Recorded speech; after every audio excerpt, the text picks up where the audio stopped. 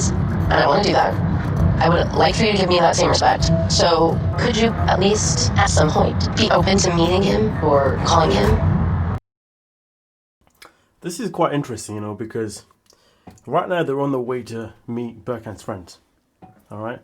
Now, bear in mind, before this, they had a little bit of a dispute regarding the fact that he doesn't want Michael in Laura's life in any shape or form. So now she's trying to have this conversation, this argument of saying that, well, I'm going to go see your friends, so it's only right that you come and meet my friend before you have an opinion on him.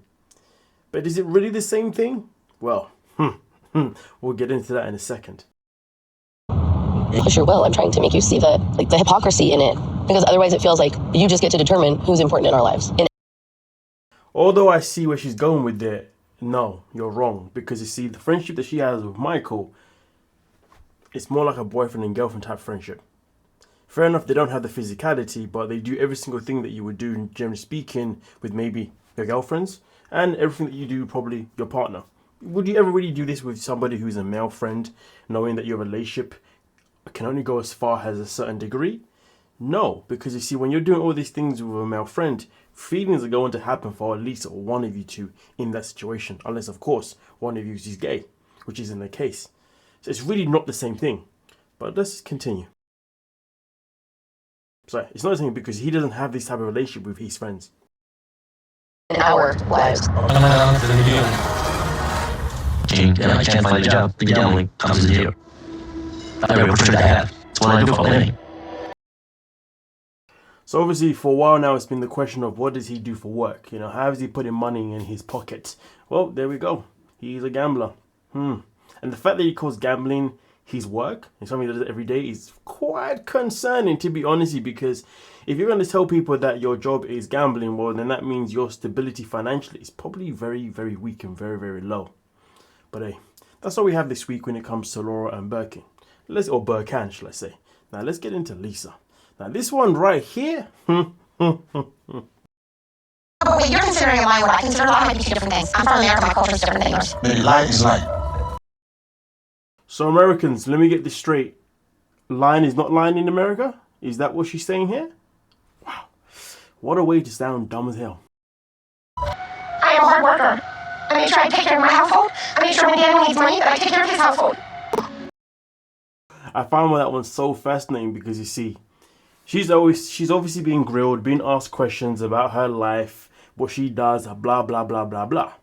And this question here is the most important question of the, or no, in fact, sorry, the answer that she gives here is the most important answer of everything that happens. And she literally tells the uncle that if Daniel needs money, I will provide for him. Now, I'm not going to comment here right now. I just wanted to highlight this point and then we're going to come back to it shortly. I do not smoke. I have smoked in the past. Or were you a lesbian? I have been with a woman before, yes, sir. You don't practice it anymore. No, sir. My sexuality being called an aberration hurts me a lot. You know what's crazy though? When she speaks about her sexuality being called an aberration, the thing that I want to ask is, why are you with a man that doesn't accept you for being a lesbian or bisexual? Why are you with a man that you have to go and get permission from his village, from his uncle, from his family to marry him, but they may not accept you because of the fact that you were with women before? Because as far as I'm concerned, I'm pretty sure anybody who is a lesbian or anybody who is gay or anyone that is from the LGBT community, I'm pretty sure for sure that they would not want to be around somebody who will not accept them for who they are. Even though you do hear some stories about how you have some gay men who try and target straight men and women who try and target straight women and etc with transgenders and blah blah blah blah blah, which definitely is where things get a little bit, I don't know. But the matter of fact is though, you would believe that why would they ever want to be in a relationship with somebody who is just going to judge them on their past? Be in a relationship with somebody that has family members that doesn't approve of these things or is going to speak about their way of life in such a negative, extreme way.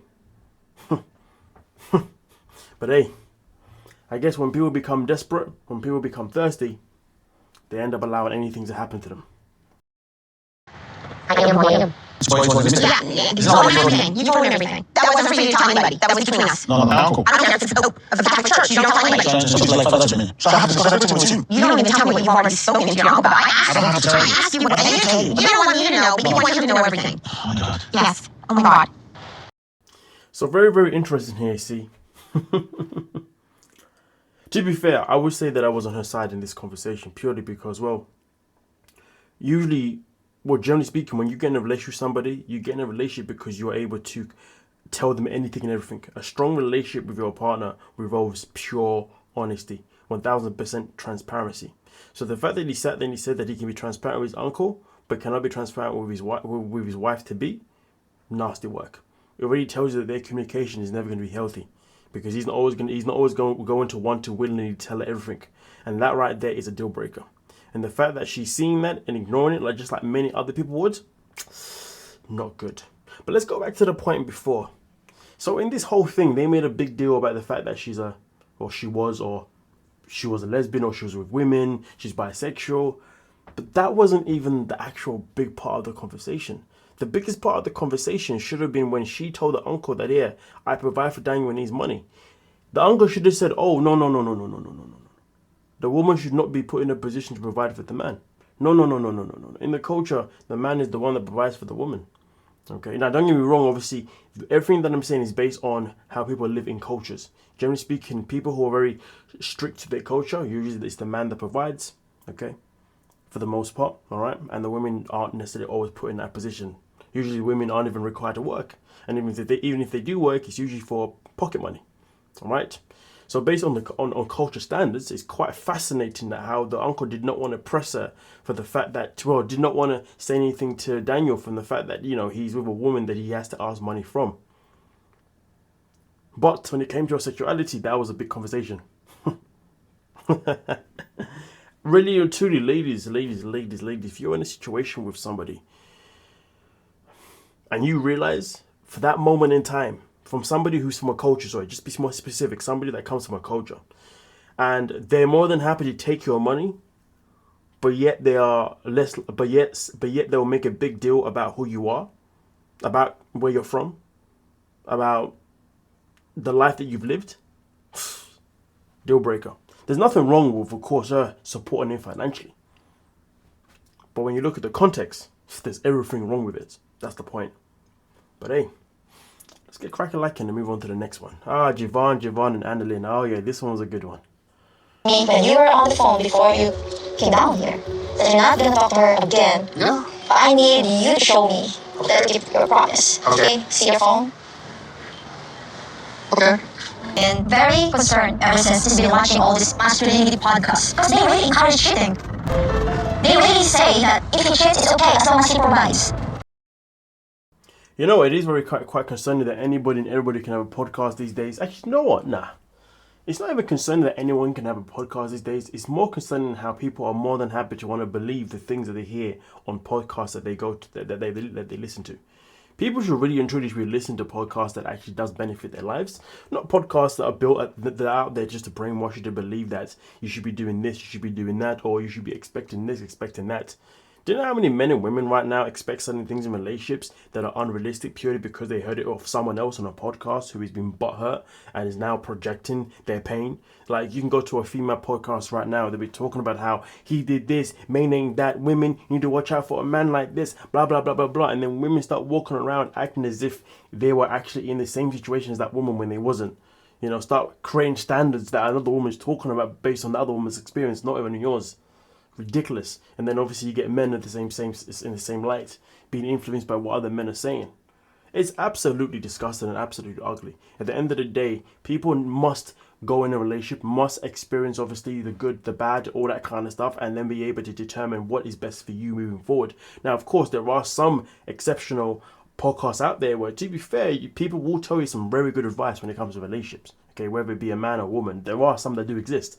But the ones that exist that tell you very good ones are the ones that usually don't blow up, are the ones that usually don't get recommended to your algorithm. You know what I mean? And those are the ones that are least controversial. Those are the ones that tell you that, listen, if you want things to work with your partner, you got to be understanding to this, understanding to that. You got to be able to da-da-da-da-da. But the ones that, you know, really want to mess you up are the ones that say to you, well, you should be doing this, you should be requesting that. You see the difference?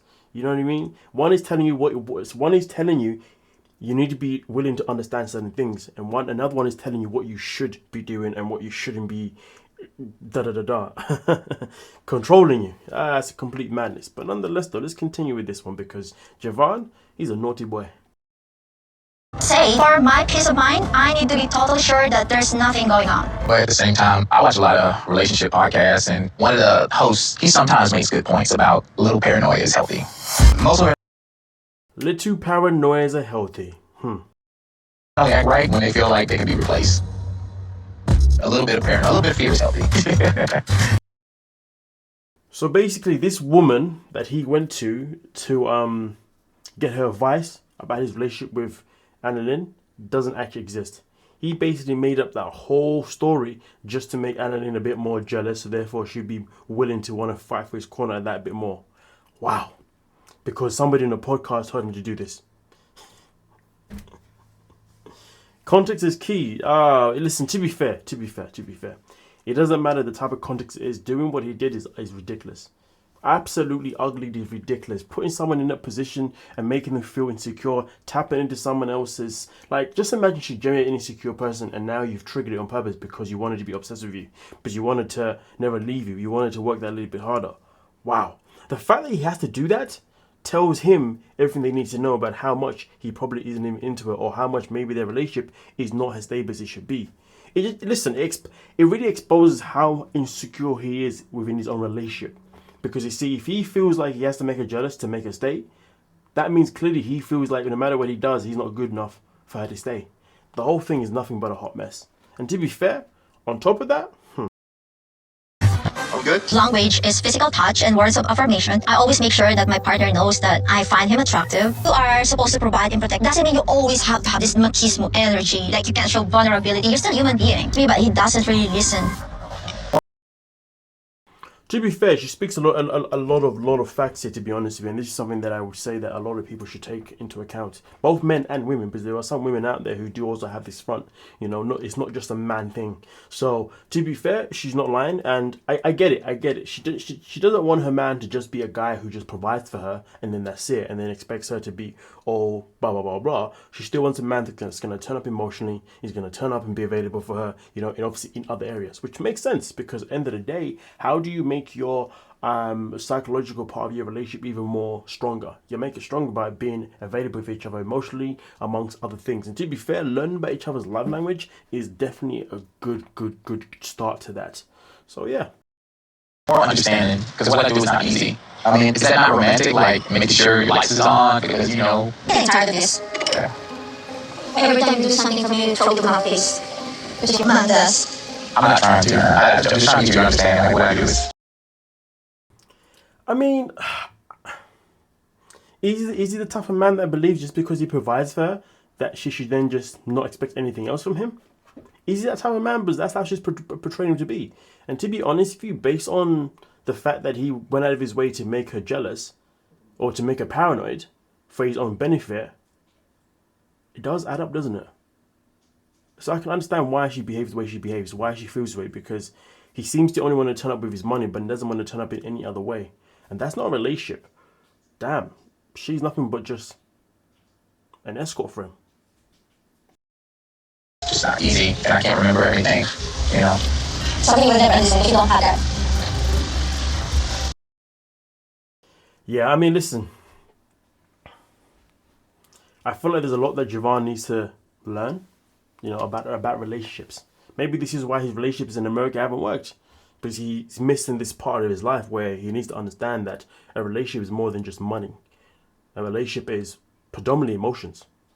Emotions and the physical touch that you give each other.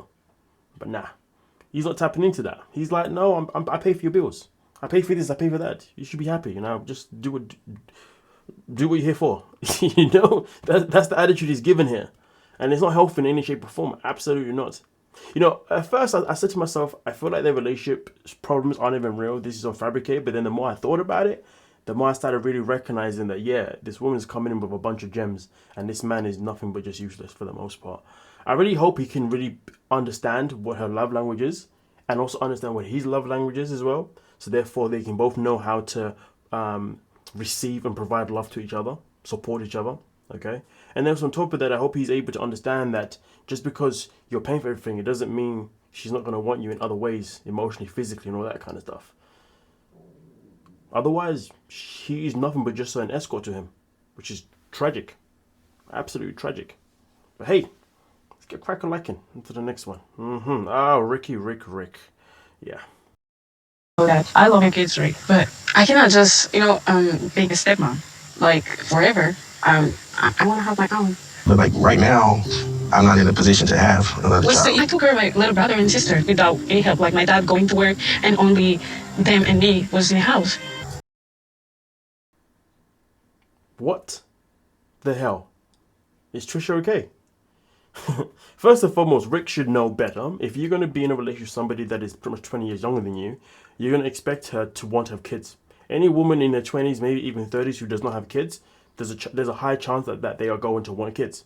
So for the fact that he's trying to date someone or be with somebody that is younger than him and doesn't even want to give them kids is diabolical behavior. Absolutely diabolical. Now, also on top of that, Rick is just so many things. But anyway, Trisha here really disappointed me. Not like she has anything to prove to me, but what I mean is, so she's out here saying that she's more than happy to be with somebody who's going to give her kids, and she's happy to basically just do everything by herself. So she wants to be a single mom. So if she's saying that all she wants is, I guess, the traditional stuff where she's got a man who obviously, provides financially, and then she stays at home and obviously becomes a stay-at-home mom while she looks after the kids, does all that kind of stuff. If that's what she wants to do, then fair enough. But the guy's 52. How much longer do you think he's going to be able to provide for you for? Don't get me wrong. His real job got exposed on social media, and I believe he's an Uber driver. Nothing wrong with that in any shape or form. I'm pretty sure he's bringing in a decent wage. But at the end of the day, how much longer can he be an Uber driver for? But I think what she needs to understand is that, or any woman needs to understand, is that being a stay-at-home mom for a man who can provide for you is something you have to consider, also based on his age and also based on his profession. If he's somebody that is in a profession that is always going to be financially stable, then you know what, it is what it is. But if he's in a different one where it requires him to be quite physical, and yeah, it's something that you really have to think about. So to be honest with you, I see her point, but boy, yeah. Either way though, both of these two are moving mad in this situation. He wants to date a woman younger than him, but doesn't want to give her kids, and she wants to have kids with this clown. That's what makes it worse, but let's continue. At this point in my life, I don't think I'm ready to have another child. I'm 52 years old, and getting up there in age, so having another child is going to be like starting all over again. And that's why you should have never been in a relationship or seek a relationship with someone younger than you, you freaking clown. And what I'm about the same age as Dad, right? You're older than my dad. Older than Dad? You never told your dad my age? No. My dad is one man older than him, and men who have a lot of kids. So it makes you wonder, so why are you with him? And it doesn't get any better. And a man who already been married, divorced, I think my father would just refuse to meet him. But listening from my dad, it means a lot for me.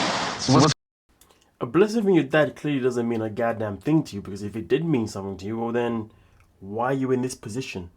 Why are you in a position where you are dating a man that is 2 years older than your dad, doesn't even want to have kids anyway, among so many other things? Honestly, I don't know who's the bigger clown between these two. Is it Trish or is it Rick? Because, boy, this is far from realistic. But hey, man, some people are just a match made in stupidity. Yeah. But hey, let's crack a like. Let's get into this one now. This one was very interesting. Yes, Forrest's mom, and Sheena. Yes, but yesterday, Forrest made it clear that he is a little low on budget also. Let's put Forrest's finances to the side, and I want to talk about Sheena. And I had heard that you guys had been taking all of Sheena's earnings. That if she didn't give the money to you guys, that you would threaten her. Imagine that though. Threaten. Hoo-wee. And then Sheena does what Sheena does best. She said that you guys mistreated her if you didn't give her the money. Like, called her names and you threatened to throw her out and make her homeless. Sure, you didn't say anything that would have been sweet. I would never mistreat any of my children. I feel like you have to lie all the time. Do you know what? I do apologize. I do apologize. At the very beginning there, Molly literally said, let's not talk about Forrest's finances. The way she was like, no. Let's not worry about my son and his finances real quick. Let's just talk about your daughter and her lies. I'm sorry, but like, Sheena's lies are just as important as Forrest's finances. But hey, we won't talk about that. I lied. Just to cover things up so I don't want to lose Forrest because it is hard for me to save money. I want. When she says that I don't want to lose Forrest, it's hard for me to save money. So basically what I got out of that is that this whole time, the reason why she didn't want to tell Forrest about her giving money to the family is because she probably felt that if she told him that the money kept going to the family, that he was probably never going to wait around for her to eventually get the money to come to the States. Because maybe he thought that she'd be wasting his time. That's what I got from that. But I'm not going to lie to you. That's not a reason to lie.